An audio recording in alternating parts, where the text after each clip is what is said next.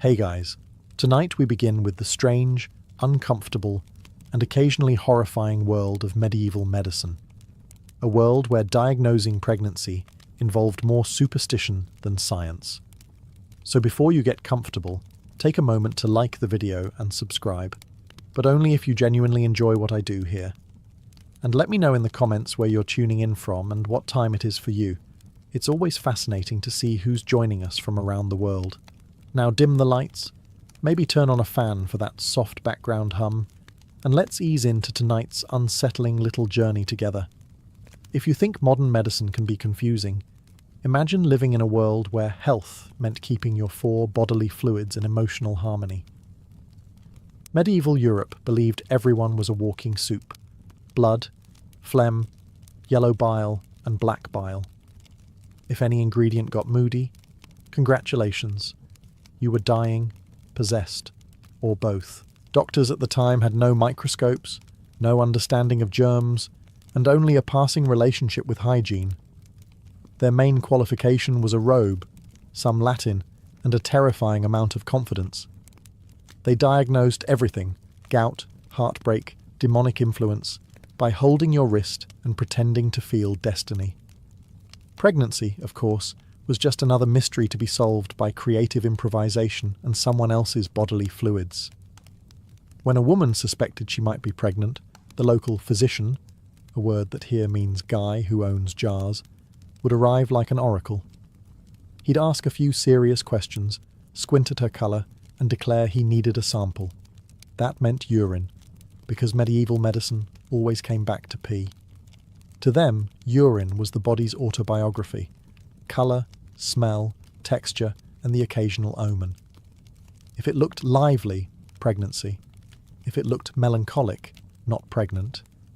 If it contained frogs, probably witchcraft. Most medieval doctors operated under the guiding principle of why not? If a theory sounded mystical enough, it was good science. They genuinely believed the womb was a wandering creature that roamed around inside a woman's body causing mood swings. One 14th century text even advised enticing the womb back to its place with pleasant aromas, which raises serious questions about what counted as pleasant. Still, we can't be too hard on them. They were working blind in a world with no microscopes, no hormones, and no understanding of how anything worked besides bread. What they lacked in accuracy, they made up for in flair, and confidence was apparently half the cure. Of all the bizarre pregnancy tests in medieval Europe, none was more popular, or more agricultural, than the wheat and barley test. It was simple, cheap, and perfectly disgusting. The woman would urinate on two small piles of grain, one wheat and one barley, and then everyone would wait a few days. If either pile sprouted, she was declared pregnant. If both sprouted, even better, the midwife would announce twins, or divine that the baby would be blessed. If neither sprouted, she was either barren, cursed, or just dehydrated. According to 14th century medical texts, barley sprouting first meant the baby would be a boy, and wheat meant a girl. So in theory, the plant kingdom was not only confirming conception, but doing gender reveals long before balloons and explosions. It's oddly poetic, life detecting life, and then everyone standing around staring at damp cereal. The logic, while absurd, had a kind of medieval elegance. People genuinely believed that a pregnant woman's urine carried the essence of new life, a sort of magical fertility vapour that could wake seeds from their sleep. It was biology by metaphor. The womb gives, the grain responds, everyone claps. The fact that it occasionally worked only made things worse.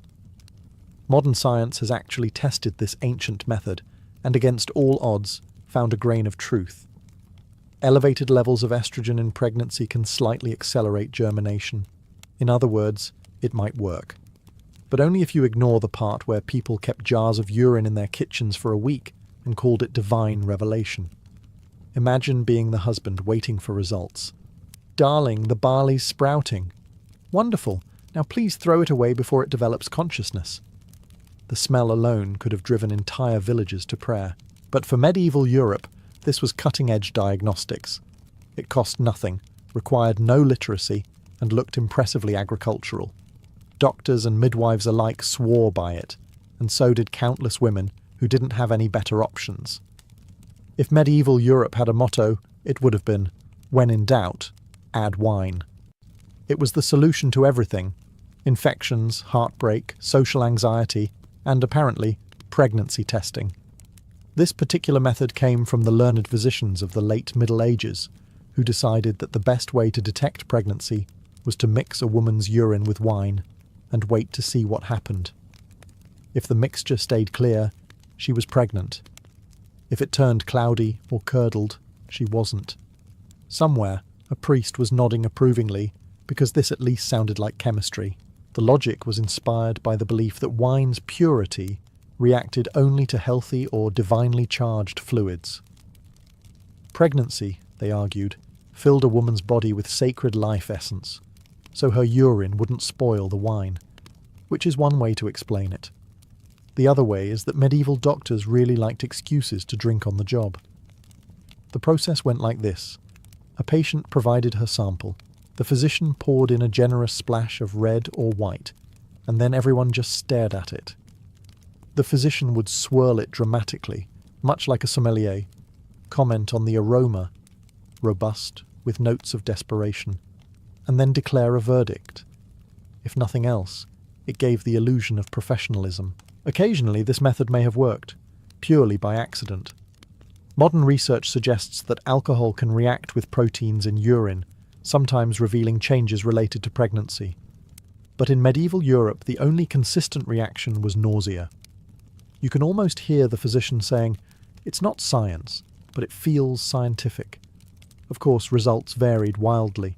Some mixtures fizzed, some curdled, and some simply smelled like regret. The doctor's interpretation depended entirely on how bad the odour was. If it made him wince, it was probably a boy. It's hard not to admire the medieval spirit of curiosity, even if it was paired with catastrophic decision-making. This was an age when urine wasn't just a waste product. It was data, and the doctor's goblet was a laboratory. Of all the tests devised in the medieval world, few are as memorable, or as unfortunate, as the onion test. It came from ancient Egypt, took a long scenic route through Greece, and finally arrived in medieval Europe, where it was adopted with disturbing enthusiasm. Here's how it worked.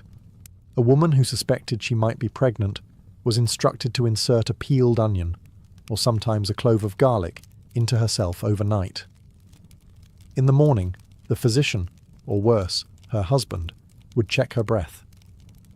If her breath smelled of onion, the womb was said to be open, meaning no pregnancy. If her breath remained neutral, the womb was closed, meaning a baby was on the way. The logic, if you can call it that, was beautifully deranged. They believed the womb was not just a reproductive organ, but a literal tunnel connecting the mouth and the nether regions, a kind of biological hallway that apparently doubled as an air vent. It was the medieval equivalent of saying, "If you can smell it upstairs, the basement's fine." Some doctors even claimed to detect conception based on how much the onion smell travelled, ranking women on a scale of freshly scented to sealed by God's will. Medieval people, to their credit, never ran out of confidence, just dignity. What makes this worse is that it kind of made sense to them. Ancient texts described the womb as a living creature, temperamental, mobile, and capable of wandering around the body if neglected. A wandering womb could cause hysteria, fainting, or apparently, onion-free breath. The cure? Fragrance therapy. Bring the womb back into position with pleasant smells near the pelvis and foul ones near the nose. Medicine at its most interpretive. One has to imagine the poor women involved, trying to keep a straight face while a man with bad Latin pronounced her sealed with mystery. For some, the test might have been mildly humiliating. For others, terrifying. But for physicians, it was just another day at work, diagnosing life through vegetables. So yes, in the Grand Museum of Medieval Medicine, the onion test deserves its own exhibit, preferably far from the air conditioning. By the late Middle Ages, the onion test had evolved, or depending on how you see it, mutated, into a new and improved version, the garlic breath test. Because if there's one thing humanity excels at, It's doubling down on a bad idea and making it smell worse. The method was nearly identical. Take a clove of garlic, insert it somewhere garlic doesn't belong, and wait overnight. In the morning, a trained professional, and I'm using that term as generously as possible, would lean in close and check for the scent on the woman's breath. If it wafted upward, the body was open and therefore not pregnant. If there was no trace of garlic, congratulations, you were expecting, and probably never kissing your husband again. The reasoning was, as usual, delightfully insane. Medieval physicians believed that air travelled freely through a woman's body, connecting the mouth, lungs, heart, and womb in one big continuous hallway. The garlic test, then, was a kind of plumbing inspection. If the vapours of the garlic reached the mouth, everything was open. If not, something, or someone, was blocking the pipeline. It's equal parts superstition and early anatomy lesson. After all, they were trying to understand the body with zero technology and a working model that might as well have been drawn by a toddler with a crayon. And yet, they wrote about it with absolute authority. One physician claimed, "The scent, if passing unimpeded, showeth the womb to be void." Translation: I have no idea how this works, but I'm sure it's profound. This wasn't some obscure village ritual either. It was recorded in medical texts and passed down for centuries. Even Renaissance doctors, those self-proclaimed men of science, kept the garlic theory alive. Apparently, progress smells like lunch. Of course, not every doctor used garlic. Some preferred onions, leeks, or even rose petals for gentler results. Which means that medieval Europe was a place where you could walk into a physician's office and be prescribed a salad. At some point, medieval medicine decided that if plants and produce couldn't provide answers, maybe metal could. Thus was born the metal reaction test, a dignified experiment that involved, once again, urine. Because apparently, no one in the Middle Ages ever got tired of examining it under new lighting conditions. The process was simple. Collect the suspect's urine, pour it onto a piece of metal, lead, tin, or occasionally bronze, and wait. If the metal darkened, corroded, or changed colour, the woman was declared pregnant. If nothing happened, she wasn't. And if the metal started smoking, well, that was a sign from God, and also possibly lead poisoning. The reasoning was that pregnancy altered the purity of a woman's fluids, and metals, being noble elements, would instinctively react to this sacred change. It was chemistry before chemistry, or more accurately, before understanding anything about chemistry. The idea that God's favourite metals could somehow sense the presence of a fetus was both profoundly poetic and profoundly stupid. Naturally, results were inconsistent. Some metals tarnished quickly, others not at all, and occasionally a physician would simply declare, "It has a sheen most divine," and hand the woman a bill. The test's reliability depended entirely on the local humidity and how long the doctor was willing to stare at a pot of pee. But in its own strange way, the metal reaction test reflected a growing curiosity about the material world. This was the dawn of alchemy, a time when science and mysticism were still roommates who refused to set boundaries. Everything from mercury to moonlight was believed to hold hidden knowledge. If a stone could turn to gold, surely a woman's urine could reveal a soul in progress. It's easy to laugh, but there's something darkly admirable in their dedication. These people genuinely wanted answers. They just lacked microscopes, thermometers, and the faintest idea of what a uterus actually did. The medieval world loved symbolism. Fire was purity, light was truth, and urine was, well, unavoidable. So naturally, someone decided to combine all three into a single medical masterpiece, the candle test, the world's first attempt at turning pregnancy detection into a séance. The setup was simple but theatrical. Take a pot of urine, light a candle, and hold it over the container. Then observe. If the flame flickered, the woman was pregnant. If it burned steady, she wasn't. And if it went out completely, there was either no baby or no oxygen. Either way, the test was over. This wasn't just a village trick. It was performed by educated physicians, men with robes, titles, and absolutely no understanding of combustion. They believed that pregnancy released subtle vapours through a woman's body, invisible emanations of new life that would rise up and interact with the flame. If the candle quivered, the womb was stirring with divine activity. If not, maybe next year. Imagine the scene. A medieval doctor hunched over a glowing candle, muttering Latin incantations, while a poor woman sits in silence, watching her bodily fluids heat gently in a brass pot.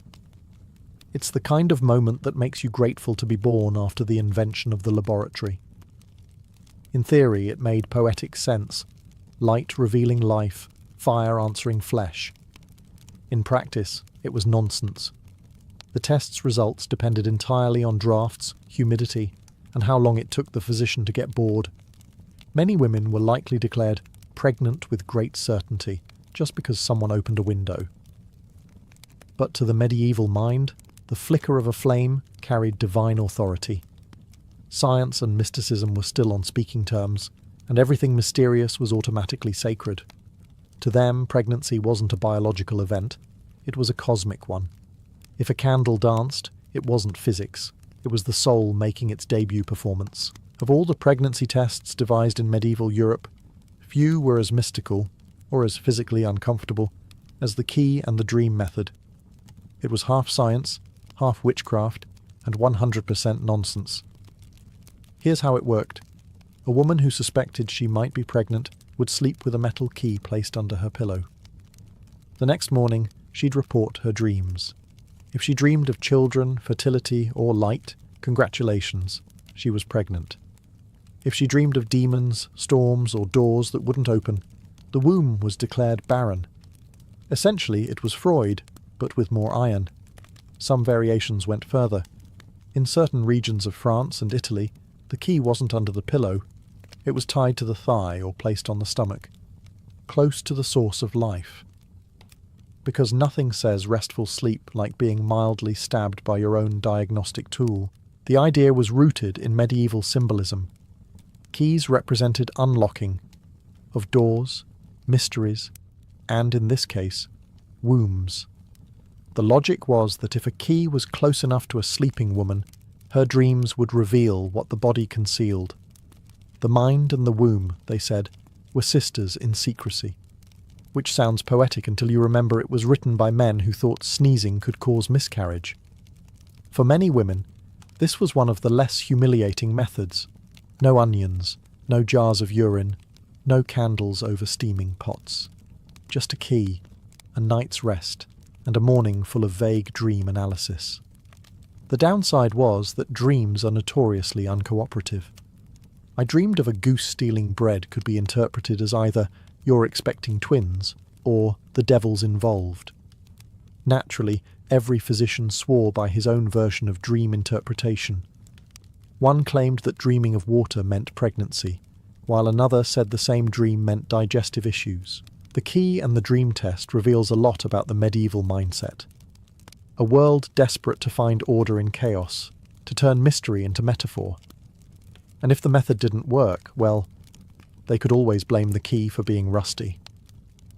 For a civilization obsessed with fluids, it was only a matter of time before medieval doctors moved on from urine and decided, let's see what the blood says. Thus emerged one of the more dramatic and unhygienic pregnancy tests of the era, the blood drop omen. The procedure began, as all good medieval medical experiences did, with a sharp object and misplaced confidence. The physician would prick the woman's arm, collect a few drops of blood, and drip them into a bowl of water. Then everyone leaned in to watch. Because in an age without Netflix, this was premium entertainment. If the blood spread gracefully through the water, it meant pregnancy. If it clumped, a girl. If it sank, despair. If it floated, congratulations. The doctor would likely claim divine confirmation and charge extra. It was medicine meets tea leaf reading, except with more anemia. The logic, once again, was poetic nonsense. Physicians believed that pregnancy purified the mother's blood. making it lighter, more heavenly. Blood that sank, on the other hand, was thought to be tainted by sin, melancholy, or last night's dinner. In short, your entire reproductive fate could hinge on whether your doctor sneezed near a water bowl. Sometimes, of course, the test went wrong. The blood behaved unpredictably, as blood tends to do, and doctors were forced to improvise. Some blamed evil spirits, others accused the patient of lying. One even claimed the blood was shy. Truly, the scientific method at work. And yet, the ritual had gravitas. There was something sacred about blood, life's red signature. To watch it dance in water was, in their eyes, to glimpse creation itself. It was messy, yes, but so was childbirth. To them, it all fit together somehow. Still, one can only imagine the poor women who sat through this process, bleeding into bowls while a robed man squinted at the results and murmured, "Ah, yes.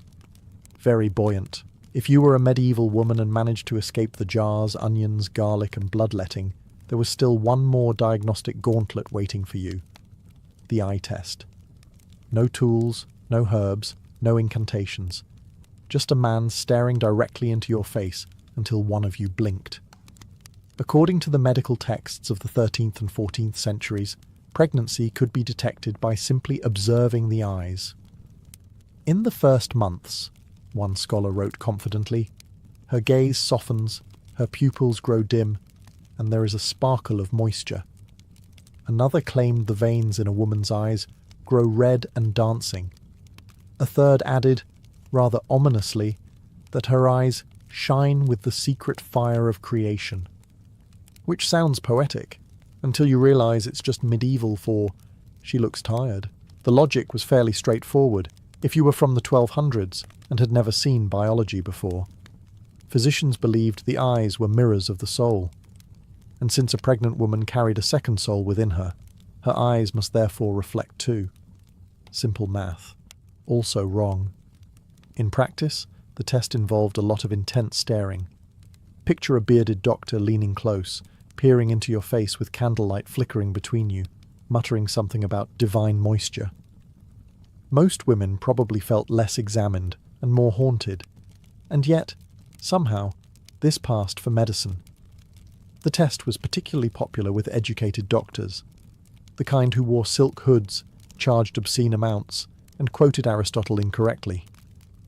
For them, staring into a patient's eyes was preferable to dealing with her actual body, which, as everyone knew, was terrifying and full of mysteries. It also had a kind of social convenience. No awkward undressing, no urine jars, no garlic.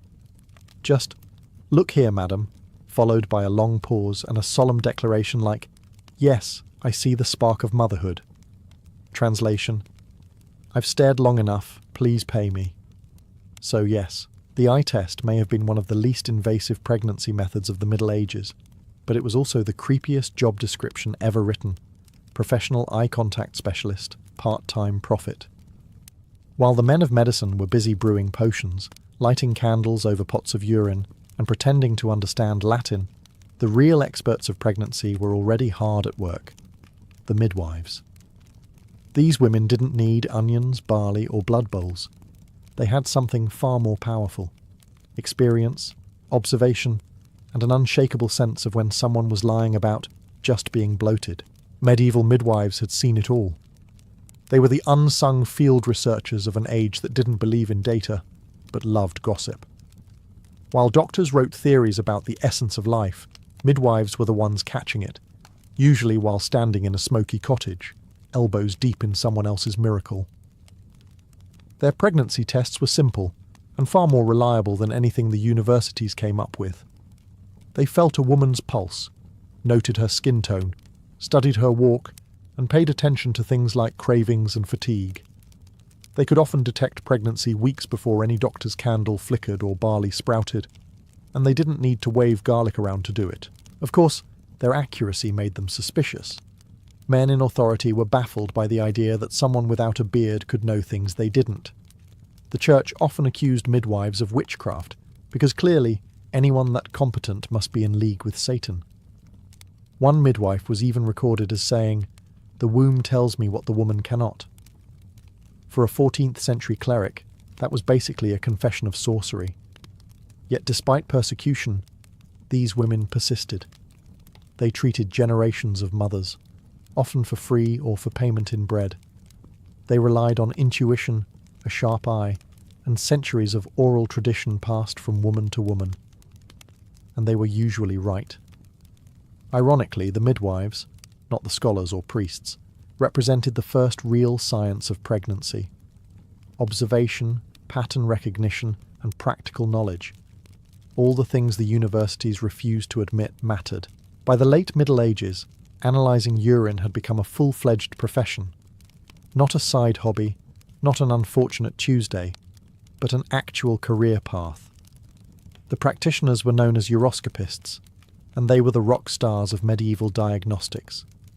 These men strutted through towns in velvet robes, carrying crystal flasks filled with other people's bodily fluids, and somehow managed to convince everyone this was respectable. Their entire medical method revolved around one sacred object, the flask of urine, also known as the matula. It was usually held up to the light, swirled like fine wine, and examined for colour, clarity, bubbles, and occasionally omens. If the urine was pale yellow, all was well. If it was reddish, fever. If it was cloudy, pregnancy. And if it was black, well, your soul was already halfway out the door.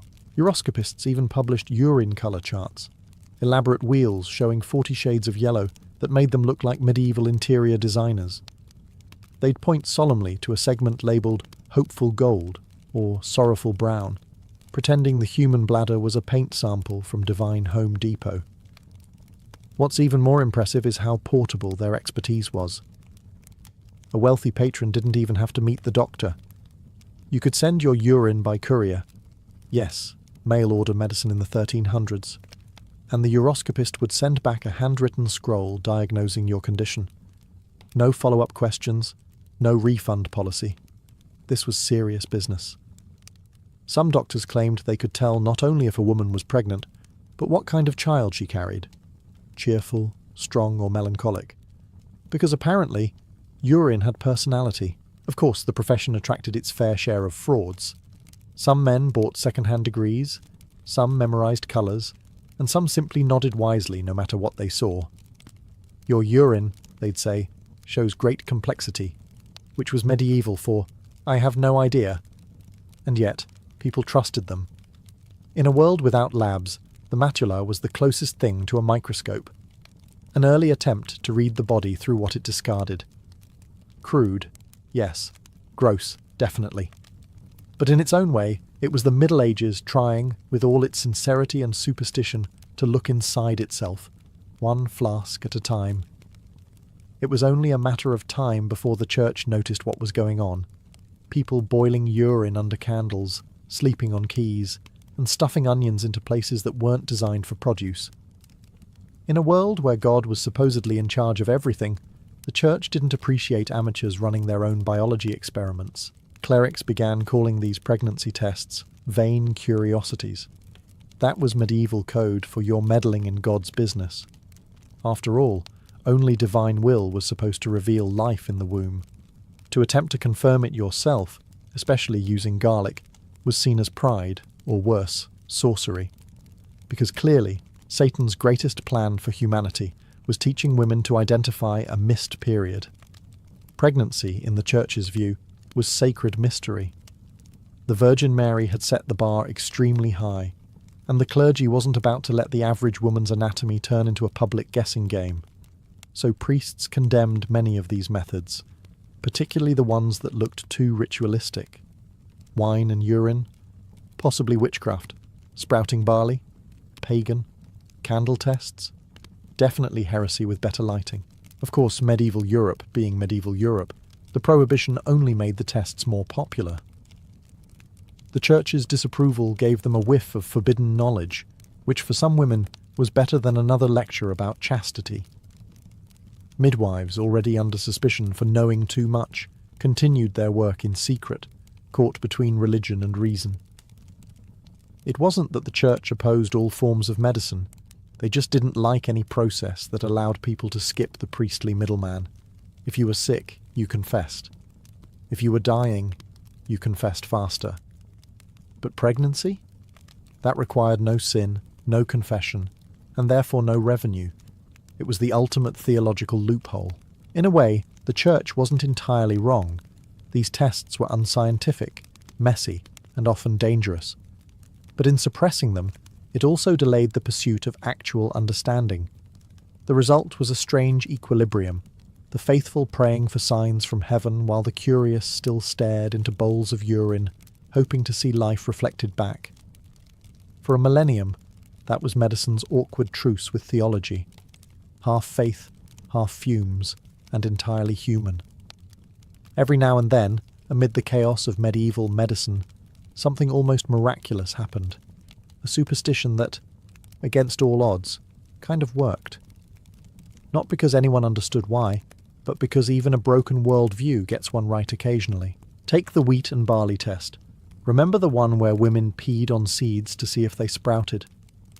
Modern scientists actually revisited it and found a faint glimmer of truth.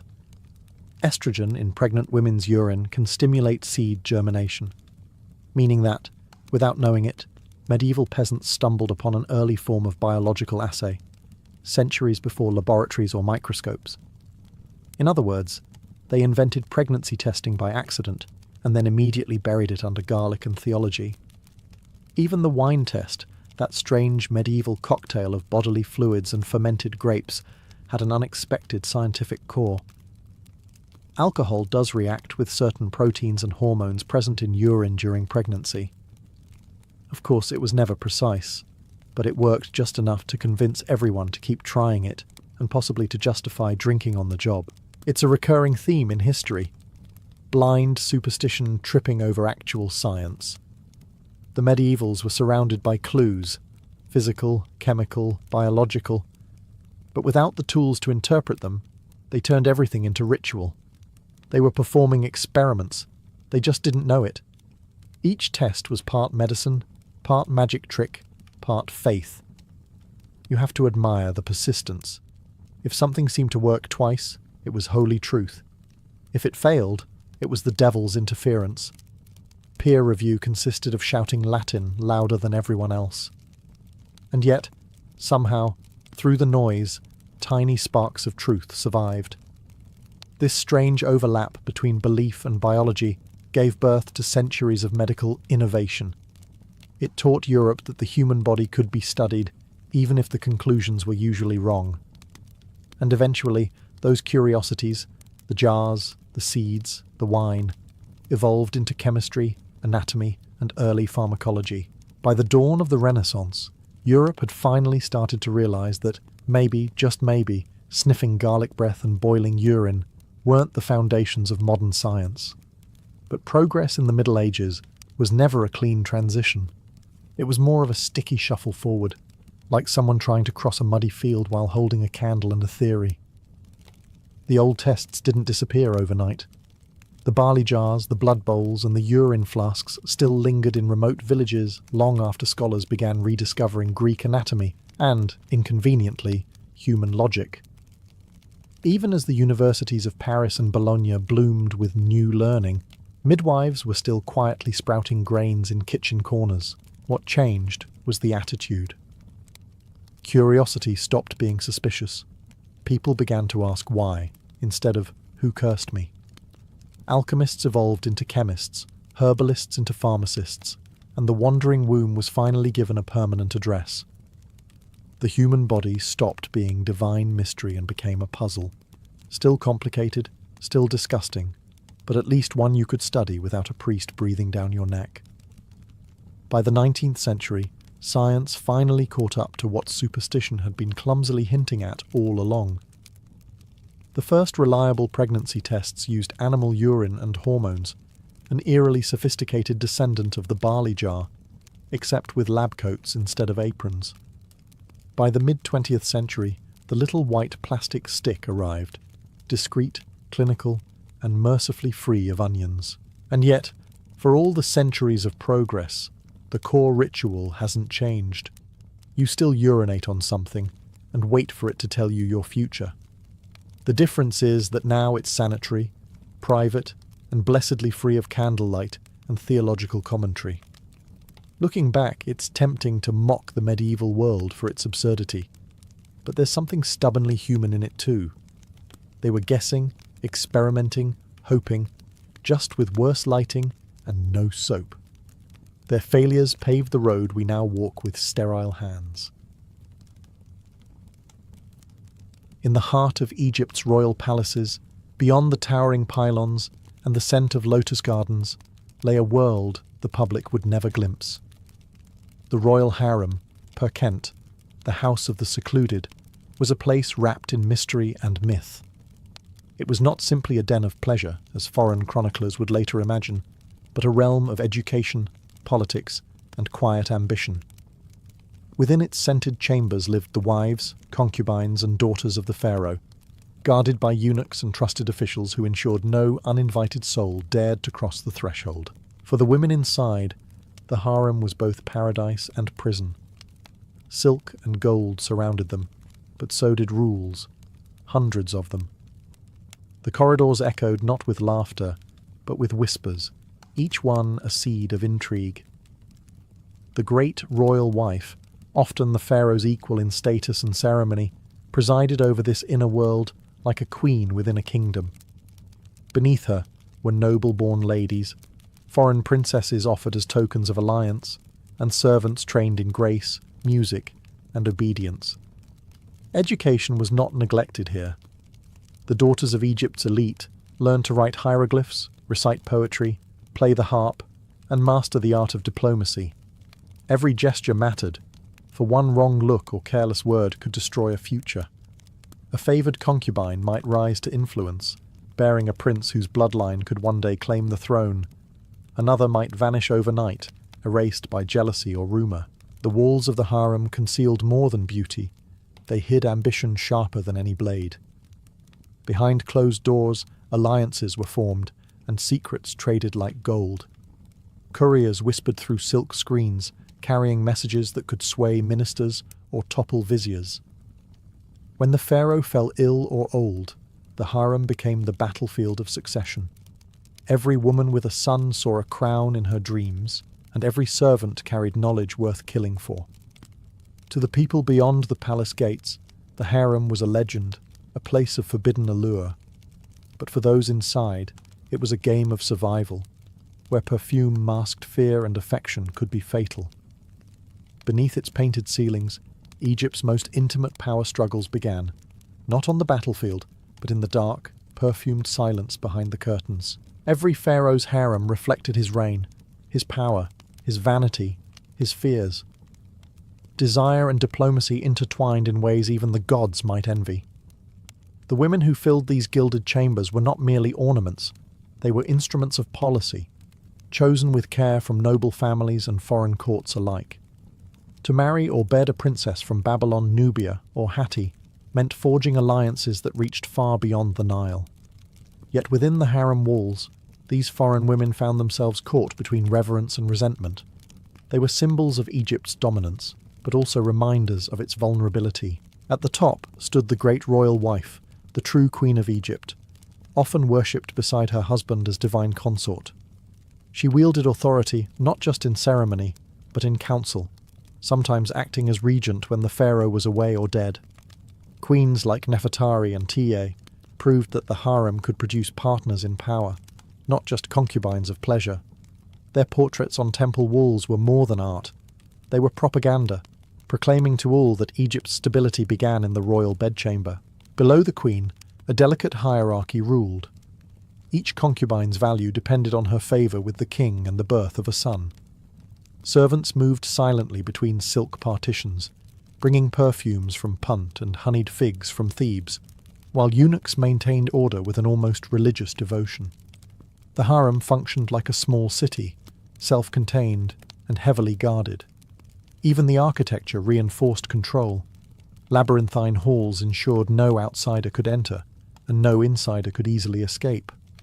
But desire in a palace of gods was dangerous. Every touch carried political weight. A single night's favour could change destinies. a forgotten lover could become a viper. The pharaoh's heart was an empire in miniature, rival kingdoms of affection rising and falling with every passing whim. The women knew this, and they played their roles with exquisite precision. Some relied on beauty, others on intellect, a few on cunning. In these perfumed rooms, politics wore the mask of passion. A well-timed smile could secure a throne for a son unborn. And while the men of Egypt built pyramids to honour their gods, it was the women behind veiled doors who built the legacies of kings, one whispered secret, one stolen night at a time. Life within the harem was not a simple indulgence in perfumes and silk. It was a system, structured, meticulous, and deeply symbolic. From the moment a girl entered the harem, her world shifted from the dust of the outer city to the fragrance of incense, the rustle of linen, and the silent discipline of ritual. Here, knowledge was a weapon, and the wise survived longer than the merely beautiful. Young women of noble or royal birth were educated by priestesses, scribes, and musicians in the art of refinement. They learned to read the sacred texts, to pour wine without spilling a drop, and to sing hymns that pleased both gods and men. Their voices echoed through painted corridors, each note designed to soothe or seduce. Beauty was rehearsed as if it were religion, hair braided with lapis and gold, skin anointed with oils from Nubia, eyes darkened with kohl to mirror the horizon at dusk. But beneath the cosmetics and ceremony lay something sharper, the understanding that charm could command armies, and a glance could unmake alliances. Philosophy, history, and politics often followed the lessons of dance and music. The most trusted tutors taught their pupils how to read faces, how to listen between words, and how to remember every small secret shared in passing. The daughters of pharaohs were schooled not just in elegance but in espionage, learning that the fate of Egypt could hinge upon a whisper behind a curtain. Many of these women were prepared for roles beyond pleasure. Some would become priestesses of Hathor, goddess of love and joy. Others would be sent as brides to foreign rulers, bearing both beauty and information. But those who remained within the royal walls grew into silent strategists, masters of influence in a world that pretended they had none. And through it all, they learned to mask emotion with grace. A jealous heart could be fatal, a careless confession, ruinous. The harem was an academy of subtlety, where smiles hid schemes and laughter disguised fear. In this school of silks and shadows, women learned how to wield power without ever appearing to hold it, and how to survive in a world that worshipped them one day and condemned them the next. No war was bloodier than the one fought behind the harem's closed doors. There were no swords or spears, only words sharpened like daggers, glances that could kill reputations, and gifts that carried poison. The royal harem was a battlefield disguised in silk, where alliances shifted with the wind, and enemies smiled over shared cups of date wine. Every woman inside the harem understood the unspoken law. Proximity to the pharaoh meant survival. A single look from him could turn a slave into a queen, or a queen into a memory. Jealousy festered beneath the perfume and laughter.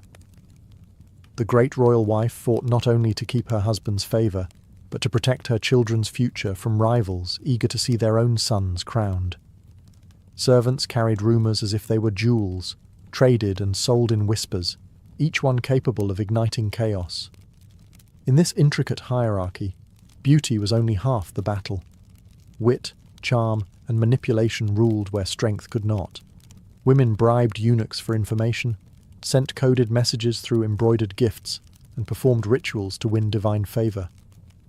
The Temple of Hathor, patroness of love, received endless offerings from anxious hearts seeking an advantage in the eternal contest for affection. But even victory came with danger. A favoured concubine's triumph could end as swiftly as it began. A rival might slip venom into her ointment jar, or spread tales of witchcraft to discredit her name. The pharaoh, ever surrounded by diviners and spies, could turn cold overnight, leaving yesterday's darling in chains or exile. Foreign princesses, far from home and stripped of power, often became pawns in these games. Their only defence was cunning diplomacy, befriending scribes, gaining allies among guards, or appealing directly to the queen's vanity. In the harem's politics, mercy was rare and victory fleeting.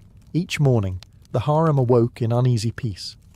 Kohl applied, faces painted into masks of serenity, while hearts plotted in silence. The air smelled of jasmine and fear. And though the world outside saw the harem as a paradise of pleasure, those within knew better.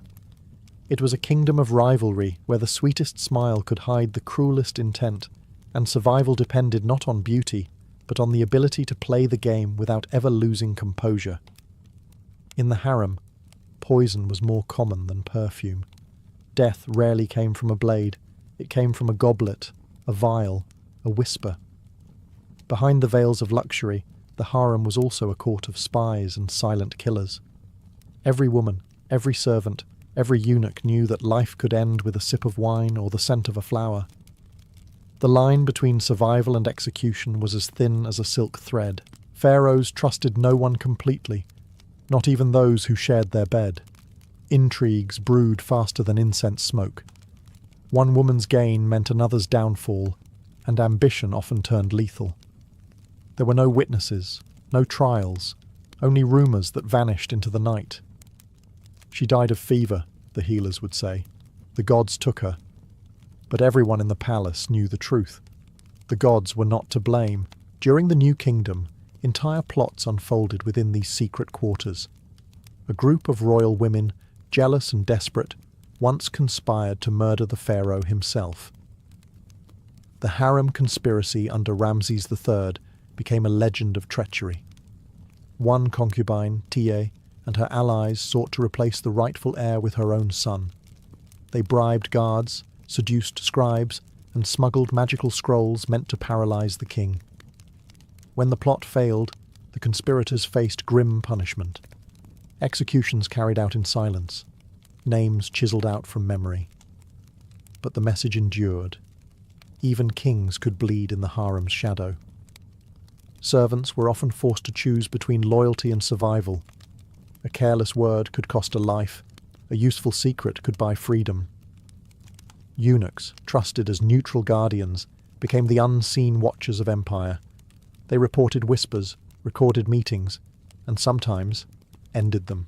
Every step in the harem was political theatre. A glance, a bow, an offering, all could be a signal. Those who mastered deception thrived. Those who hesitated disappeared. The harem, in truth, was a miniature court of Egypt itself, filled with divine ceremony, yet governed by mortal fear. Behind the sweet music of harps and the gentle rustle of linen, the air was heavy with tension.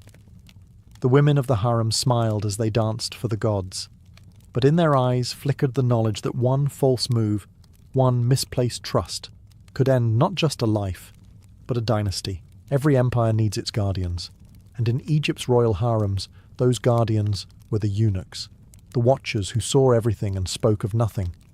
They were both invisible and indispensable, the silent machinery that kept the harem's delicate order intact. Castrated in youth and sworn to eternal service, they were trusted precisely because they could not father children, and thus posed no threat to royal bloodlines. Yet in truth, they wielded more power than many ministers of state. The eunuchs controlled access to the women, guarded the gates, carried the messages, and served as the eyes and ears of the pharaoh himself. They knew who whispered to whom, which gifts carried hidden meanings, and which tears were real or rehearsed. A single eunuch could make or destroy reputations simply by allowing or denying an audience. In a world ruled by secrecy, they were the masters of silence. Though their bodies had been sacrificed to service, many eunuchs compensated with intellect and cunning. They studied languages, politics, and theology, becoming indispensable intermediaries between the harem and the outer court. Some rose to positions of immense influence, advising queens, and even shaping matters of succession. The harem might have been governed by beauty and charm, but it was administered by men who had neither, and that paradox made them formidable. Life for them was a strange mixture of privilege and exile. They dined well, wore fine linen, and spoke directly to royalty, yet they remained outcasts, neither fully male nor accepted as equals by courtiers. In the palace hierarchy, they were both revered and pitied, symbols of absolute loyalty purchased at a terrible price. At night, when the palace quieted and the women's laughter faded into the walls, the eunuchs remained alert. They checked the corridors, sealed the doors, and reported any unusual sound. It was they who found the poisoned goblet before it reached the queen's lips, or intercepted the letter meant for a rival's destruction. Their vigilance kept Egypt's royal blood safe, or at least alive for another day. The eunuchs of Egypt were more than guards. They were witnesses to history's most secret moments. While pharaohs were immortalized in stone and queens in legend, these watchers of secrets faded into anonymity. Yet without them, the empire's golden silence would have long ago shattered. To outsiders, the royal harem gleamed like paradise, a realm of music, silk, and eternal pleasure. But to many who lived within its high stone walls, it was a prison carved from gold. The women of the harem possessed luxury beyond imagination, yet freedom was the one treasure denied to them. The same walls that protected their virtue also confined their souls. No woman could leave without permission. Visits from family were rare, and only the most trusted attendants or eunuchs could escort them beyond the gates. The Nile shimmered just beyond sight, tantalizingly close, yet forever out of reach. Even the gardens, lush with papyrus and lotus ponds, were enclosed, miniature Edens that served as reminders of the vast world they no longer belonged to. Daily life followed strict routine. At dawn, attendants brought scented water for bathing, while musicians played soft hymns to Hathor, goddess of love.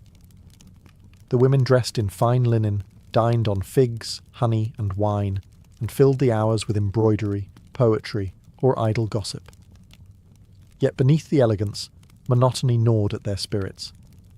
The pharaoh's absence could stretch for weeks or months, and boredom often turned to rivalry, envy, or madness. Some women sought solace in religion, praying to Isis for protection, or to Bastet for fertility. Others found comfort in forbidden friendships, small rebellions against a system that prized them for their beauty, but denied them purpose. There were tales of concubines who disguised themselves as servants just to walk in the streets again, only to be caught and never seen afterward. For those who once held power, foreign princesses, noble-born daughters, the confinement was especially cruel. They had been raised to rule courts, not to fade behind curtains.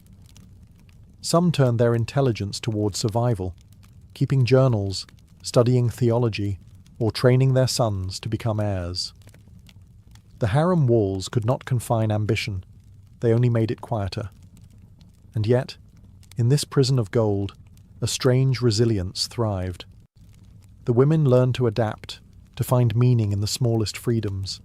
A secret letter, a shared smile, a glimpse of the sunset through lattice screens. The harem was both sanctuary and cage, where beauty bloomed in captivity and dreams refused to die, even under the watchful eyes of gods and kings. When the pharaoh died, the palace fell silent, but the harem did not. In those tense, uncertain days, another power began to move beneath the surface, the Queen Mother. She was no longer the king's wife, but the mother of the next one, and that made her the most dangerous woman in Egypt. The title of Mutnezut, Mother of the King, carried divine weight. Once her son ascended the throne, her influence surpassed that of any priest or general. She had raised the living God. Her word could shape his will. The harem that once confined her became her court. The women who had once been rivals now bowed before her, hoping for favour. Even viziers lowered their eyes when she passed. The Queen Mother's quarters became a second palace, where politics were wrapped in incense and ritual. She advised her son on alliances, temple endowments, and succession laws. It was she who chose which half-brothers and concubine-born princes were worthy of command, and which would quietly vanish into priesthood or exile. Her subtle hand could preserve dynasties or extinguish them. History remembers women like Queen Tiye, mother of Akhenaten, who steered Egypt's radical transformation of religion and art. Tiye corresponded with foreign rulers, negotiated treaties, and appeared beside her son in state reliefs, an honour few women ever achieved. She proved that the Queen Mother was not a relic of domesticity, but the hidden architect of empire. Others were less fortunate.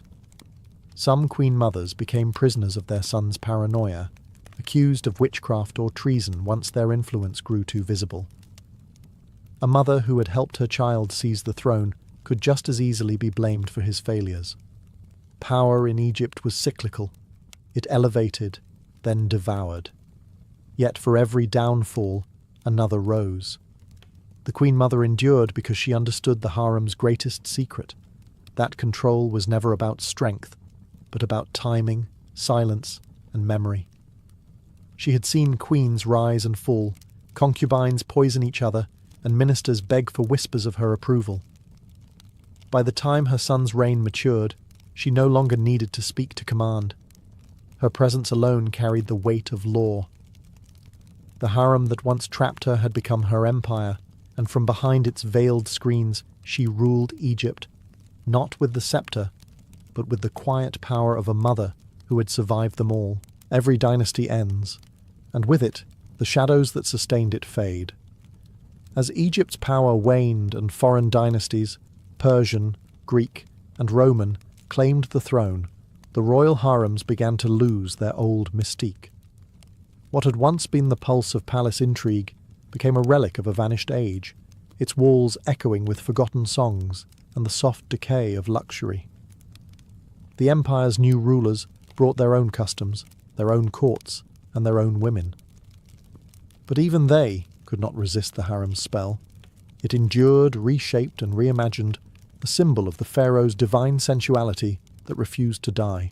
In the late dynastic periods, the harem's influence grew quieter, yet it still pulsed beneath the marble calm. Queens like Cleopatra VII redefined what it meant to be a woman of power in Egypt, no longer confined to secrecy, but wielding beauty, intellect, and politics in the open. She was, in many ways, the final evolution of the harem's legacy, the woman who no longer whispered from behind the curtain, but spoke before nations.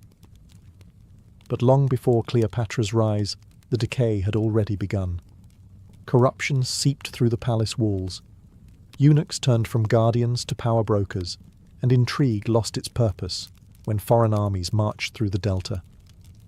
The harem's perfumed chambers became quiet tombs of memory. Those who had once shaped empires through whispers watched as foreign generals dictated Egypt's future in public halls. Yet the harem never truly vanished. Its essence survived in myth and memory, in the hieroglyphs etched deep within tombs, in the poems that spoke of secret love, and in the cautionary tales told by scribes. Later rulers, from Byzantines to Ottomans, would inherit and reinvent the idea of the harem, blending Egypt's legacy of sensual politics into their own imperial designs. Historians still debate whether Egypt's harems were places of empowerment or imprisonment. Perhaps they were both. Within those walls, women were denied freedom, yet they learned to turn confinement into influence. They ruled without thrones, commanded without titles, and reshaped dynasties with words softer than a sigh. And though the palaces have crumbled and the perfumes have faded, one truth remains eternal. Egypt's royal harems were not merely chambers of pleasure, but crucibles of power, where beauty became strategy, silence became language, and destiny was written behind closed doors. When the Puritans crossed the stormy Atlantic, they claimed to be escaping the sins of Europe, the vanity of kings, the corruption of bishops, the moral rot of city life. Yet the world they built in America was no Eden. It was a crucible, forged by fear and faith, where every act was weighed on the scales of salvation. In the fledgling towns of Massachusetts, Connecticut, and Virginia, church steeples rose before taverns, and sermons echoed louder than laughter. God was everywhere, and so was the suspicion of the devil. Religion was not merely belief, it was law. Ministers governed not only souls but behaviour, dictating how one dressed, worked, married, and even dreamed. Dissent was treason, and temptation was an enemy hiding in plain sight. Puritan colonies were bound together by strict moral codes, but beneath the sermons of purity, human weakness simmered. Ministers preached chastity, but whispered with widows. Elders thundered about virtue while pocketing tithes. Sin was the one thing that needed no immigration papers. It had arrived long before the ships. Church records from the 1600s and 1700s reveal a society obsessed with discipline. Drunkenness, dancing, gossip, and even laughter at the wrong time were punishable offences. Yet for all their zeal, the Puritans were human, and repression had its consequences. Forbidden desires festered behind closed shutters, and when scandal finally surfaced, it struck with the force of divine wrath. Faith and power were inseparable. A minister's word could ruin reputations, dissolve marriages, and send men to the gallows. But power, once tasted, became intoxicating. In towns like Salem, Hartford, and Boston, religion blurred with politics. Ministers became mayors in all but name, wielding sermons as weapons. The pulpit became a throne, and every rival congregation a battlefield. And amid this suffocating piety, rumours grew. A pastor caught in adultery might blame witchcraft. A rival church might accuse another of harbouring Satan's agents. Behind every accusation, there was envy, rivalry, or lust dressed in holy robes. The God-fearing world of colonial America wasn't just a society of believers, it was a society afraid of its own shadow. The devil, they said, prowled in the wilderness. But more often than not, he wore the face of a neighbour sitting 2 pews away, smiling during prayer. In colonial America, ministers stood as the ultimate moral authorities, men believed to be chosen by God himself to guide the faithful. They were the interpreters of Scripture, the arbiters of salvation, and the voices of divine law. Yet, behind the pulpit's solemn dignity, many carried secrets that would have scandalized even the most hardened sinner in the pews. The irony of a preacher caught in sin was irresistible to a community that saw virtue and vice as cosmic warfare. One of the earliest and most notorious cases involved Reverend Henry Smith of Wethersfield, Connecticut. In the 1640s, Smith's fiery sermons against sin stirred fear and awe, until whispers began to spread. He was accused of greed, cruelty, and taking liberties with a female servant. His congregation divided, his reputation shattered, and Smith fled into obscurity. His downfall became a warning. When those who spoke for God sinned, the entire community trembled. But Smith was hardly alone. Throughout the colonies, pastors became entangled in moral and financial scandals. Some were caught embezzling church funds or manipulating tithes for personal gain. Others, far worse, were accused of adultery or improper conduct, with parishioners who came seeking comfort. Each revelation tore through the fabric of colonial society, exposing the uncomfortable truth that holiness and hypocrisy often shared the same pulpit. These scandals were not just personal tragedies, they were public events. The entire congregation became a courtroom, the sermons turned into trials. Ministers were expected to embody divine perfection, yet they were men surrounded by temptations amplified by power. A comforting visit to a grieving widow could turn into a whispered affair. A moment of kindness to a servant girl could become a gateway to ruin. And because the colonies lacked separation between church and state, moral failure was not merely shameful, it was political suicide. In a world where faith ruled every aspect of life, a minister's fall was the devil's triumph. The people saw such scandals as proof that Satan had infiltrated the church itself. Confessions were demanded, punishments were swift, and the cycle of sin and salvation continued. The preachers who once claimed to save souls became examples of corruption, their sermons echoing with the sins they secretly could not escape. Religion in colonial America was not a quiet matter of prayer. It was a war fought with sermons, pamphlets, and public humiliation. Churches were more than houses of worship. They were centres of political power, gossip, and control. Ministers competed for followers the way generals fought for soldiers, and congregations often split into bitter factions over theology, leadership, and money.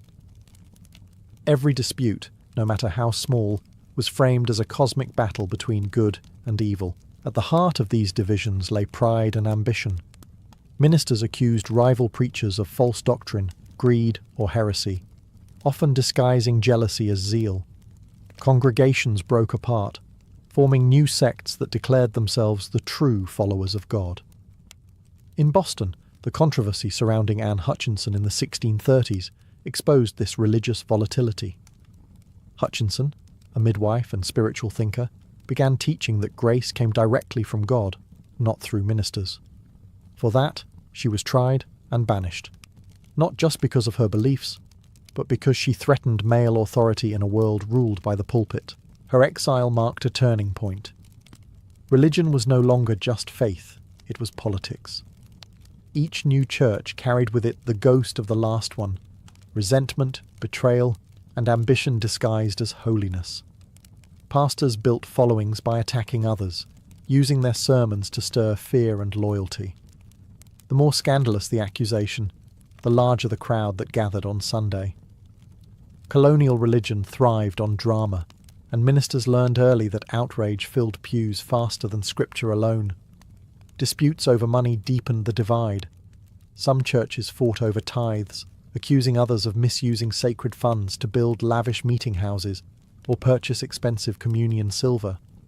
Others quarrelled over who held the right to hire or fire clergy, the congregation or the colonial governor. These clashes often ended in public trials that blurred the line between courtroom and church service. In this environment, faith was as much performance as devotion. Congregants judged one another's righteousness like juries, and salvation became a competition. The church, meant to unite, instead fractured the colonies into endless rivalries. And in those rivalries, the whispers of scandal grew louder. For every sermon about heaven, there was a secret argument, a hidden affair, or a prayer muttered in envy, proof that beneath the hymns and hallelujahs, power, not piety, ruled God's house. By the late 17th century, religion and scandal in colonial America had taken on a darker tone.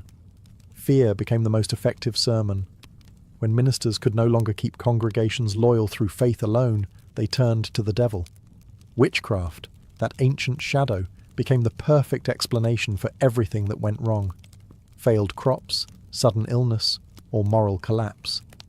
And beneath those accusations often lurked politics, jealousy, and revenge. The Salem witch trials of 1692 remain the most infamous example, but the hysteria had deeper roots. Ministers and magistrates saw the devil as a political enemy as much as a spiritual one. Accusing someone of witchcraft wasn't merely a religious statement, it was a weapon. A rival family could be ruined overnight. A critic could be silenced. A woman who questioned authority could be hanged. And all of it could be done in the name of God. Behind the pulpit, preachers like Cotton Mather thundered about invisible demons and divine justice. Yet many historians now see those sermons as political theatre.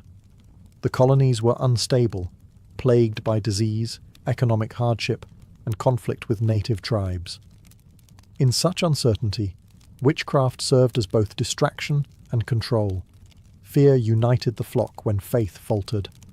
The louder the sermons about Satan, the quieter the dissent against ministers themselves. Accusations often began as whispers. A servant girl falling ill, a cow dying mysteriously, a woman muttering after church. But once suspicion took root, it spread like wildfire. Ministers lent credibility to gossip, transforming rumour into revelation. Courts became extensions of the pulpit, and testimony born of hysteria carried the weight of divine truth. Yet the trials also revealed a brutal irony. Those most obsessed with purity were often the ones most corrupted by power. Some ministers used witch hunts to eliminate critics or distract from their own sins. A preacher accused of adultery could regain his moral standing by denouncing a witch. In Salem and beyond, righteousness became a mask for vengeance. When the hysteria finally burned out, it left behind a haunted silence. Ministers who had once preached about the devil now stood accused of unleashing him. And for the first time, colonists began to wonder if evil truly came from witches, or from the men who preached against them. In a world built on sermons and sin, few scandals struck harder than adultery, especially when it involved the men who claimed to guard morality itself. Colonial America was a society obsessed with purity, yet constantly entangled in temptation. Behind closed doors, even ministers broke the commandments they thundered from the pulpit. And when those affairs surfaced, they didn't just shatter marriages, they shook entire congregations. Public punishments for adultery were severe. In Puritan New England, ordinary citizens caught in infidelity faced whippings, fines, or the infamous Scarlet A stitched to their clothing. But when clergy fell from grace, the spectacle turned biblical. Ministers accused of adultery were dragged before their congregations, forced to confess in front of the very people they had once preached to. Yet even humiliation could not cleanse the hypocrisy, for the church often protected its own. One notorious example was Reverend Thomas Hooker's protege, the charismatic preacher Samuel Willard of Boston. Rumours spread that he had taken undue liberties with a married parishioner. The whispers reached the elders, but the church moved carefully. Too many influential families supported him. His sin was quietly forgiven, while lesser offenders faced ruin. The scandal revealed an uncomfortable truth. Morality was negotiable when power was involved. Other ministers were not so lucky. In smaller towns, accusations destroyed entire congregations. A preacher's affair could split a church into factions, one side crying for mercy, the other demanding blood. Sermons became battlefields of shame, and every verse about David and Bathsheba sounded uncomfortably close to home. Some preachers, caught in guilt, fled their parishes, others doubled down, preaching even harder against lust, hoping louder condemnation would hide private guilt. For women, the cost was far worse. A minister might be forgiven after a tearful confession, but his lover was branded forever. Temptress, or Jezebel, she would be cast out of the community while her partner returned to the pulpit. The colonies demanded female purity, yet excused male power, a double standard sanctified by scripture and upheld by scandal. In the end, every act of secret desire became a sermon in itself. Colonial America's obsession with righteousness made it blind to its own reflection.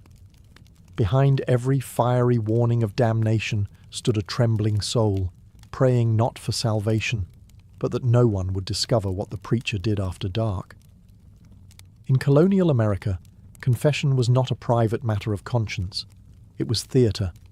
Religion demanded spectacle, and nowhere was that more evident than in the rituals of public shame. The colonies believed sin had to be purged through humiliation. Whether it was adultery, drunkenness, or blasphemy, every offence against God required a performance before the entire community.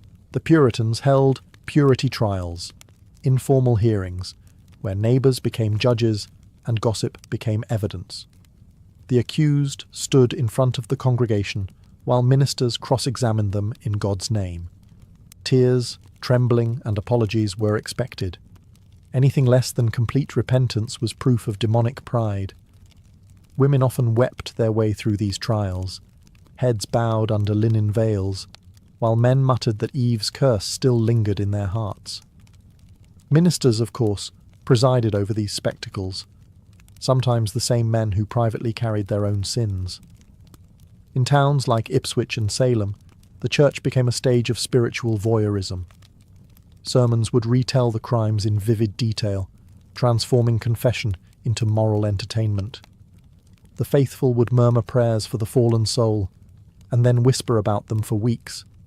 Forgiveness was preached from the pulpit, but rarely practiced in the streets. Punishment was designed to remind everyone of their place beneath God's eye. Adulterers were paraded through town in coarse linen. Blasphemers were forced to wear wooden tongues as symbols of their wicked speech. In extreme cases, offenders were whipped or branded. The goal wasn't correction, it was fear. Every punishment reinforced the message that salvation depended not only on faith, but on obedience to the social order. Yet these rituals revealed more about control than holiness. Ministers and elders wielded shame like a tool to silence dissent, especially against women or lower-class citizens. A poor widow accused of immodesty could be ruined. A wealthy merchant caught in the same act could repent quietly with a donation to the church. Religion claimed to cleanse, but in practice it reinforced hierarchy. Over time, even devout colonists began to sense the cruelty beneath the piety.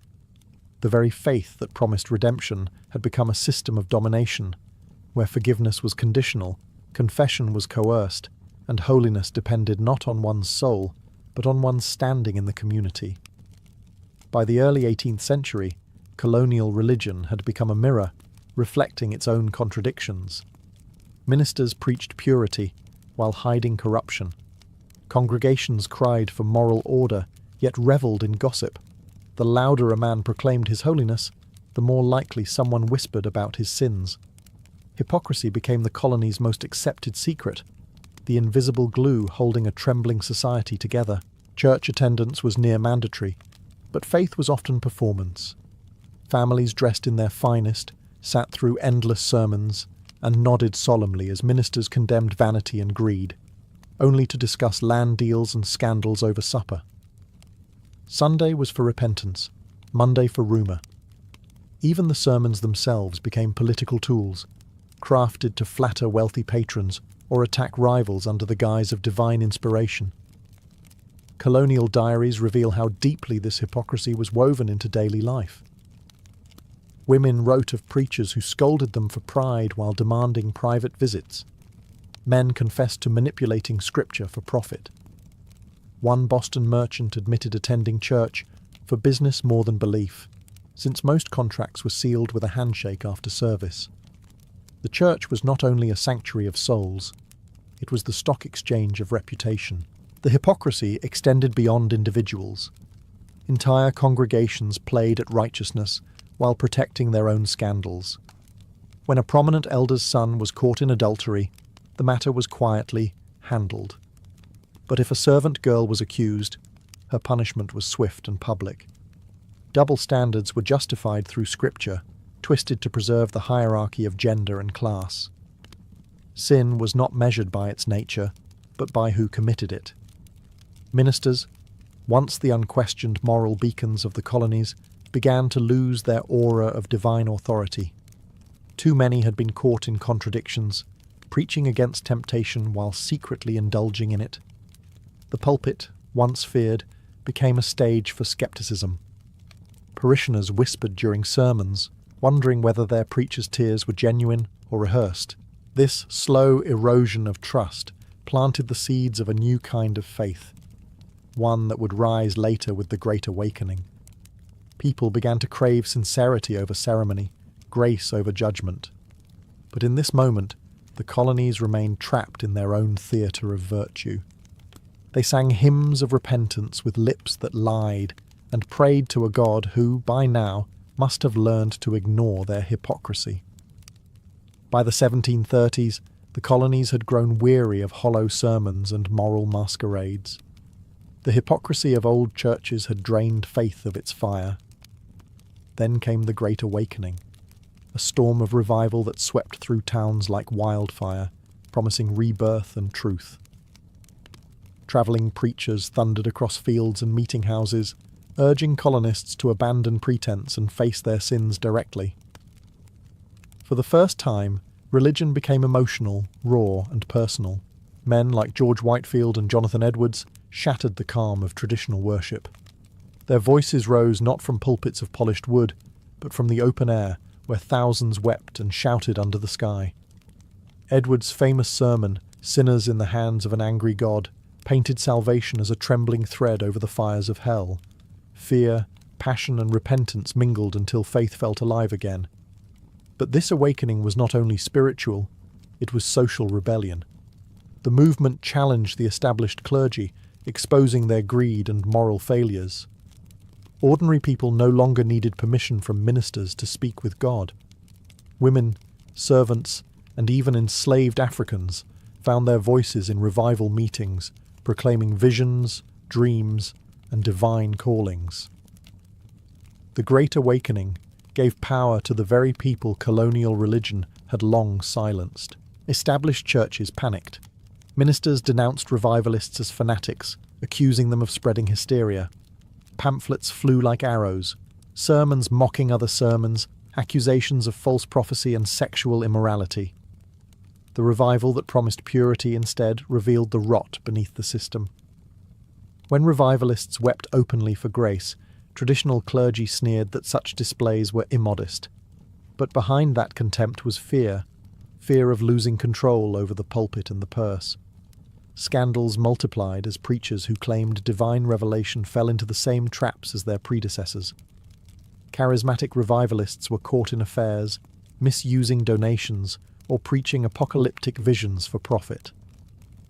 The public, once moved to tears, began to question whether any man of God could truly be trusted. Yet for all its chaos, the Great Awakening tore away religion's mask.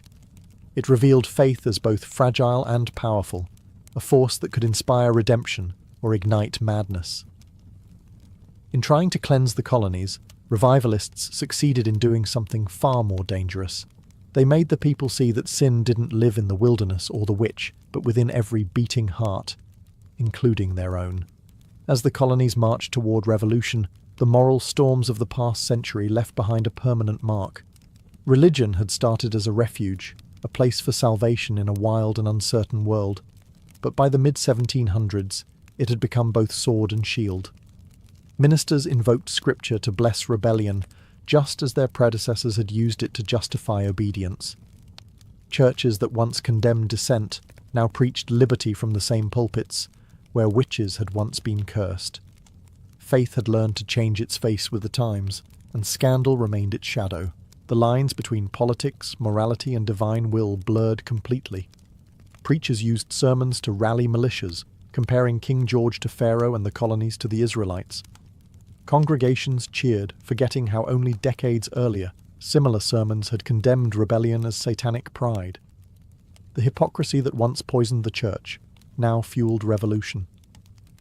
America's hunger for freedom was, in part, born from centuries of spiritual control. The people had grown tired of confessing to men who sinned just as they did. Yet even in this age of awakening, the old habits persisted. Ministers accused rivals of secret loyalism, and political opponents were labelled enemies of God. Moral virtue became a weapon once again, this time to prove one's patriotism. Religion still held the power to bless or destroy reputations. To be godly was to be loyal. To doubt was to risk exile. The colonies had traded one kind of tyranny for another, cloaked now in divine rhetoric, but the legacy of scandal never truly vanished. It transformed. Instead of witch hunts and public whippings, there were pamphlet wars and whispered accusations of infidelity or heresy. Faith continued to police the soul, only now through reputation rather than law. The pulpit's power shifted, but it did not fade. In the end, colonial America's greatest sin was not adultery, blasphemy, or greed. It was the belief that faith and power could coexist without corruption. Every sermon, every scandal, every confession had proven otherwise. The colonies entered independence with churches still divided, ministers still flawed, and believers still human, forever caught between salvation and shame. And so the story of religion in early America closed as it began, not with purity, but with the uneasy truth that the same faith that built a nation also nearly damned it. In the 1630s, the Massachusetts Bay Colony stood as the shining example of Puritan ambition, a model Christian commonwealth governed by scripture and strict discipline. Its founders believed they were building God's earthly kingdom, a city upon a hill for all the world to admire. Yet beneath that vision of unity, cracks had already begun to form. The colony was prosperous, yes, its towns growing, its churches multiplying, but its government was suffocating. Political power rested in the hands of a small circle of magistrates and ministers who claimed to speak for God. For ordinary settlers, it felt less like a holy refuge and more like a sanctified cage. Among the restless was a man named Thomas Hooker. a respected minister and scholar from Chelmsford, England. Hooker had fled persecution in his homeland, hoping to find spiritual freedom in the New World. But what he discovered in Massachusetts was not freedom at all. The Puritan leaders, led by Governor John Winthrop, insisted that only full church members could vote or hold office. Salvation, they believed, gave a man not just a soul, but a voice. Hooker, however, saw danger in that union of faith and authority. He believed government should rest on the consent of the governed, not merely on the approval of the elect. Hooker's sermons began to stir unease. He preached that God's grace did not make men superior in earthly matters, and that every free man should have a say in how he was governed. To some, his words were heresy. To others, they were liberation. The colony's elders feared Hooker's ideas would unravel their fragile theocracy. A minister questioning the link between salvation and power was more than a theological nuisance. It was a political threat. By 1635, tensions between Hooker and Massachusetts authorities had reached their breaking point. The debates grew heated, the sermons sharper. Hooker's followers, farmers, craftsmen and settlers, tired of rigid rule, began to dream of a new beginning. They no longer wished to live under men who equated dissent with sin, and so, beneath the banners of faith, the seeds of rebellion were quietly sown. Hooker would not stay to reform Massachusetts from within. He would build something new beyond its borders, a colony where church and government could exist without suffocating one another, a vision that would soon reshape American democracy. In the spring of 1636, Thomas Hooker gathered his congregation in Cambridge, Massachusetts, and made an announcement that sent ripples through the colony. They were leaving. Not for England, not for another established town, but for the wild, untamed lands to the west, beyond the control of the Massachusetts General Court. To most Puritan leaders it sounded like madness. To Hooker and his followers it was a pilgrimage, not of exile, but of conviction. The decision was both theological and political. Hooker believed that Massachusetts had betrayed the very ideals it claimed to protect. The colony's leaders had built a system that preached equality before God, but practiced elitism in government. Only the visible saints, those deemed saved, had the right to vote or participate in political life. To Hooker, this was tyranny disguised as holiness. He declared that the foundation of authority is laid in the free consent of the people. It was a radical notion, centuries ahead of its time, and one that could not survive under Winthrop's rule. In June of that year, Hooker led around 100 men, women and children, his entire congregation, on a grueling trek through the New England wilderness. They packed ox carts with what little they could carry: seeds, tools, Bibles, and the unshakable belief that God had called them to something greater. For 2 weeks they trudged westward, through forests thick with mosquitoes, across rivers swollen with spring rain. There were no roads, no inns, only faith and endurance. Accounts from the journey tell of exhaustion and hunger, yet also of unity. At night, the settlers camped beneath the stars, singing hymns and praying for strength. Hooker, already in his 50s and ailing, rode on horseback at the front, his resolve unbroken.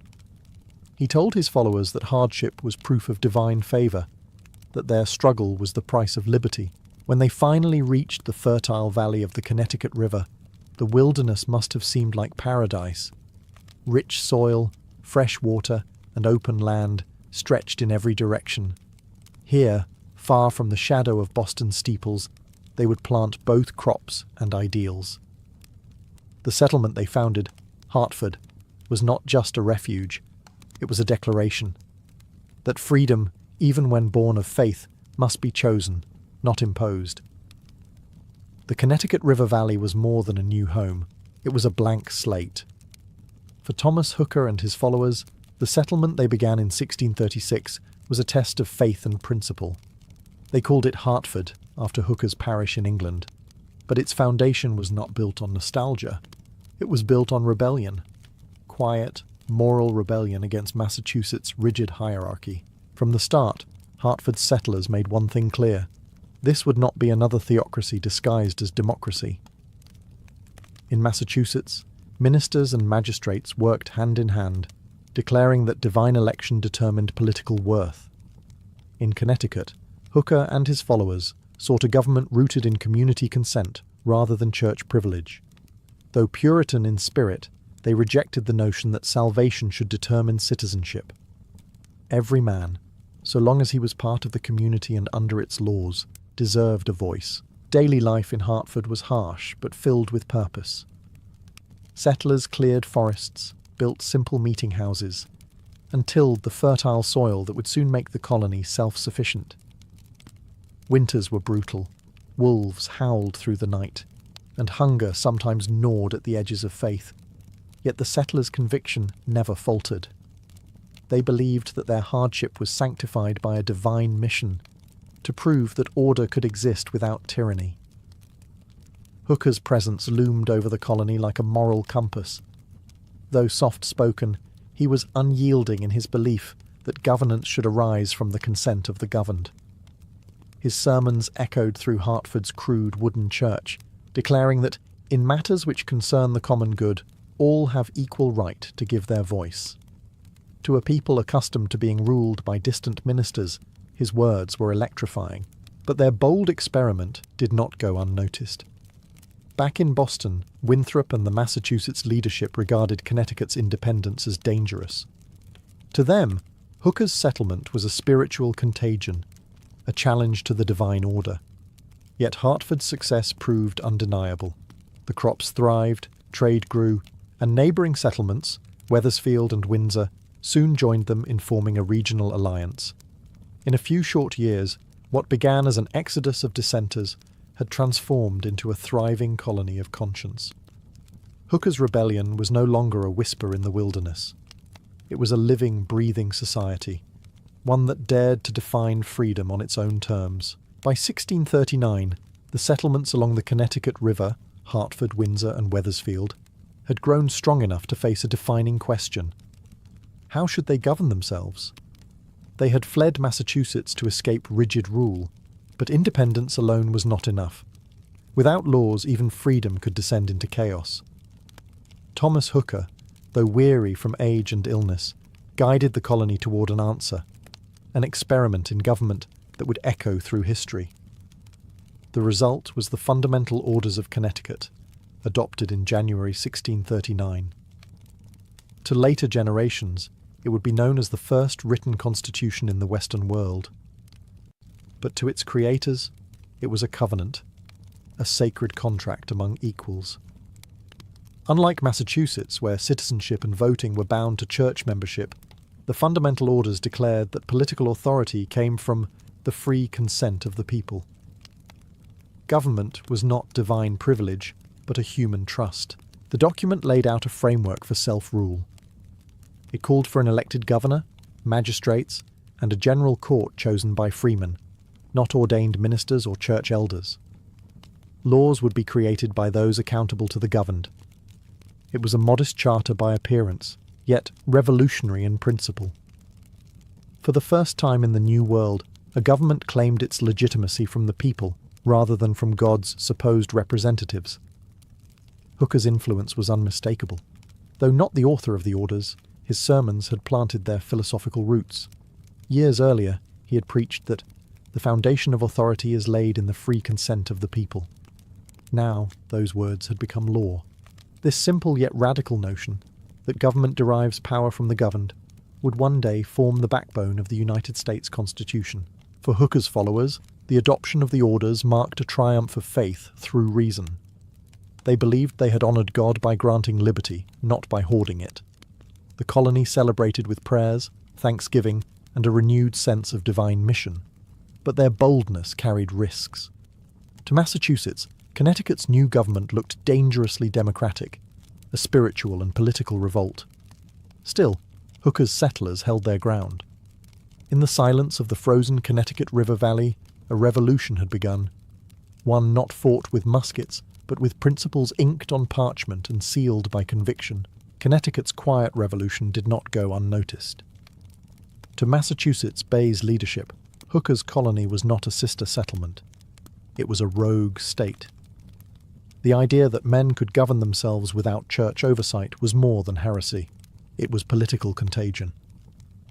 The Massachusetts magistrates feared that if Hooker's doctrines spread, their own authority, wrapped in divine justification, would crumble, and so began a cold war of words, theology, and pride. At first, the tension was cloaked in diplomacy. Massachusetts sent letters questioning Connecticut's right to establish an independent government without permission from the original royal charter. They reminded Hooker and his allies that the land along the Connecticut River had once been claimed by Massachusetts traders. Beneath the polite language ran a clear threat: submit to Boston's authority or face legal and spiritual consequences. Hooker responded not with defiance, but with scripture. In his sermons, he reminded his congregation that even Moses had sought counsel from the people before leading them through the wilderness. Authority, he argued, must serve the governed, not rule them. His words spread quickly, copied by hand and carried from village to village. For many colonists across New England, Hooker's defiance gave voice to something they had long felt but dared not say: that holiness and hierarchy were not the same thing. Massachusetts ministers countered by labeling Hooker's colony a breeding ground for error and disorder. Some accused him of sowing the seeds of anarchy. Others hinted that such democratic notions would invite divine wrath. Yet Hooker's followers remained steadfast. They refused to attend Massachusetts synods, refused to tithe to Boston churches, and even refused to obey colonial summons. For a people raised to obey authority as a sacred duty, such resistance was nothing short of revolutionary. The dispute soon spilled into the courts. Massachusetts tried to reclaim the river towns through royal charters and trade restrictions, but Connecticut held firm. Backed by their alliances with local native tribes and their growing prosperity, the settlers stood their ground. In the end, Massachusetts realized that force would only divide the Puritan cause. Hooker had won, not through rebellion or blood, but through conviction. Connecticut remained independent, a living argument that moral authority did not require Massachusetts's blessing, only the courage to stand apart from it. Freedom came at a price. The Connecticut settlers, though spiritually and politically independent, were surrounded by challenges that tested their resolve far more than theological debates ever could. The Connecticut River Valley was fertile, but it was also contested land. Home to powerful native tribes like the Pequot and the Mohegan, and coveted by Dutch traders from New Netherland. Hooker's followers had left Massachusetts to build a godly republic, but they soon found themselves fighting for sheer survival. The most immediate threat came from the Pequot tribe, who controlled much of the fur trade in the region. Tensions between the Pequots, the English, and their rival tribes had simmered for years, but in 1637 they exploded into open war. Known as the Pequot War, it became one of the bloodiest conflicts in early colonial America. Connecticut's towns, Hartford, Wethersfield, and Windsor, were still young and vulnerable, their defences weak. But under Captain John Mason, the settlers struck with brutal precision. In a dawn assault on the Pequot stronghold at Mystic, the colonists and their native allies set fire to the village, killing hundreds. The massacre stunned even the Puritans themselves. They called it divine judgment, a victory granted by God. But privately, some wondered if their new society had already stained itself with blood. Hooker, though not a soldier, prayed publicly for forgiveness and peace. The war had secured Connecticut's safety, but it had also awakened the colony to the moral cost of conquest. Beyond warfare, frontier life tested the settlers' endurance daily. Winters were punishing. Disease swept through settlements with merciless speed. Wolves and hunger haunted the nights. Yet the same people who had challenged Boston's spiritual tyranny refused to surrender to nature's. They built mills along the river, schools for their children, and meeting houses that doubled as fortresses. Every Sunday, Hooker's sermons reminded them that adversity was proof of divine favour, that God refined his chosen people through trial, not comfort. By the early 1640s, Connecticut had survived famine, war, and political isolation.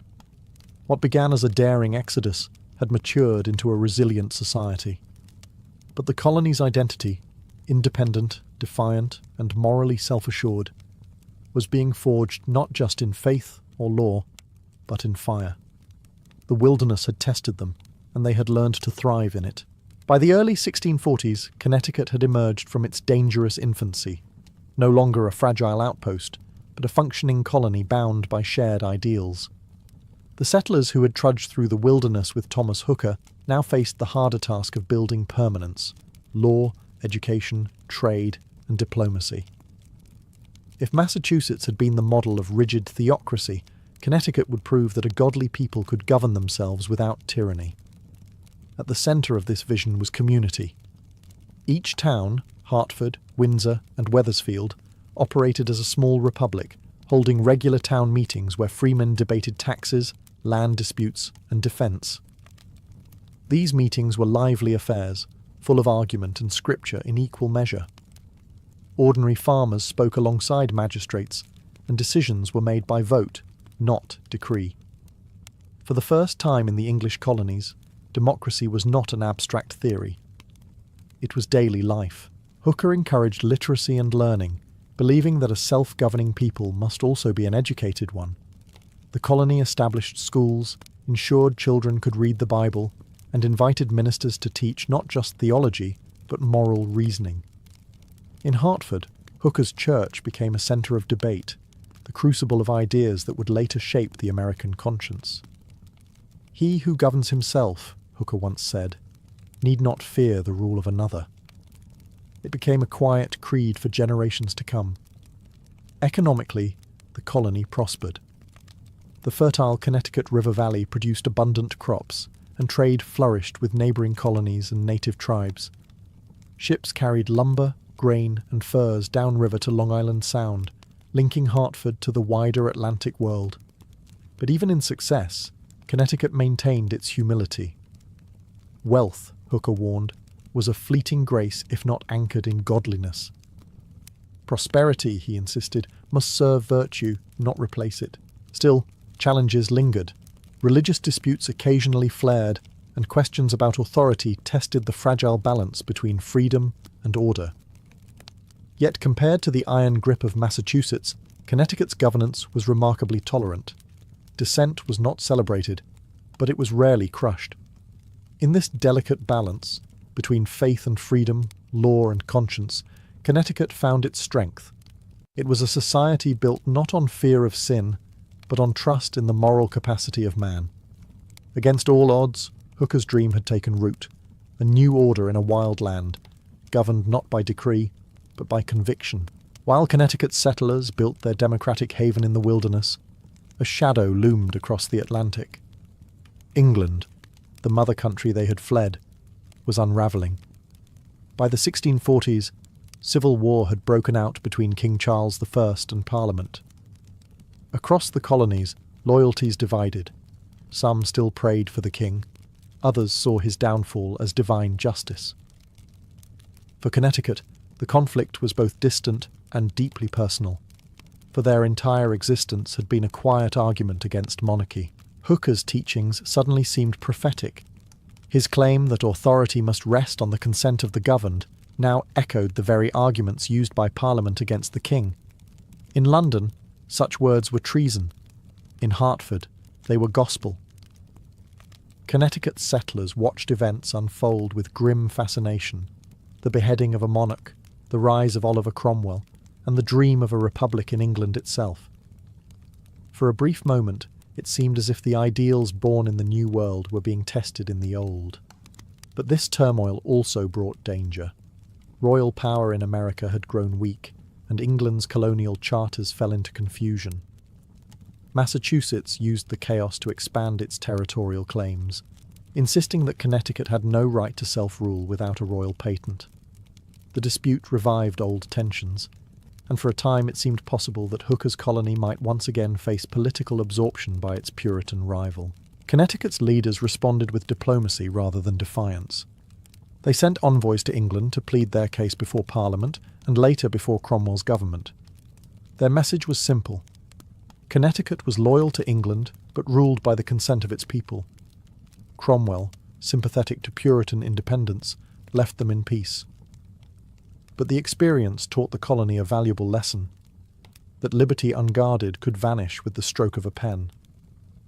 Throughout this period, Thomas Hooker remained a moral anchor. Though his health was failing, he preached unity and vigilance, warning that freedom was fragile and must be defended not by swords, but by steadfast faith. His colony, he said, must serve as a candle set upon a hill, lighting the way for all who sought righteousness and reason together. As England burned in civil war, Connecticut stood steady, small, defiant, and sure of its purpose, to prove that government by conscience could outlast government by crown. By the time Thomas Hooker died in 1647, his body had grown frail, but his ideas had already taken root in a new world. The man who once walked through the wilderness at the head of weary settlers left behind something far greater than a town. He left the first blueprint for democracy on American soil. His name might never have carried the fame of Winthrop or Bradford, but his vision quietly shaped the moral architecture of a nation yet to be born. Hooker's final years were spent in Hartford, where he continued to preach and guide his flock through disease, famine, and the lingering fears of Indian attack. Yet even in hardship, he refused to bend to despair. His sermons grew softer but sharper in meaning, emphasizing mercy over judgment, equality over privilege.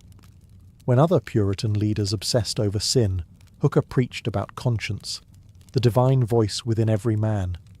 He told his people that true authority was not granted by ministers or monarchs, but by God speaking through the collective wisdom of the people themselves. After his death, his followers carried that torch forward. The fundamental orders remained the foundation of Connecticut's government, a living testament to his principles. Even critics in Massachusetts grudgingly admitted that Hooker's colony had achieved something remarkable: stability without tyranny. Generations later, his words would echo in the rhetoric of the American Revolution, when patriots declared that government derives its just powers from the consent of the governed. Those phrases, often attributed to Enlightenment thinkers, were born in the pulpit of a Puritan preacher on the edge of the wilderness. Hooker's influence outlived the theocracy he challenged. While Massachusetts clung to its narrow orthodoxy, Connecticut's more inclusive system attracted settlers from across New England. The colony thrived in peace and prosperity, its people proud of a government that balanced liberty with law. Even when royal charters and governors later tried to assert control, Connecticut's democratic habits proved impossible to uproot. In the grand story of America, Hooker's march to the Connecticut River was more than a migration. It was a statement of faith in humanity's moral capacity. His colony stood as proof that conscience, not coercion, could bind a people together. And in that truth lay the seed of a future republic, one born not from conquest, but from conviction.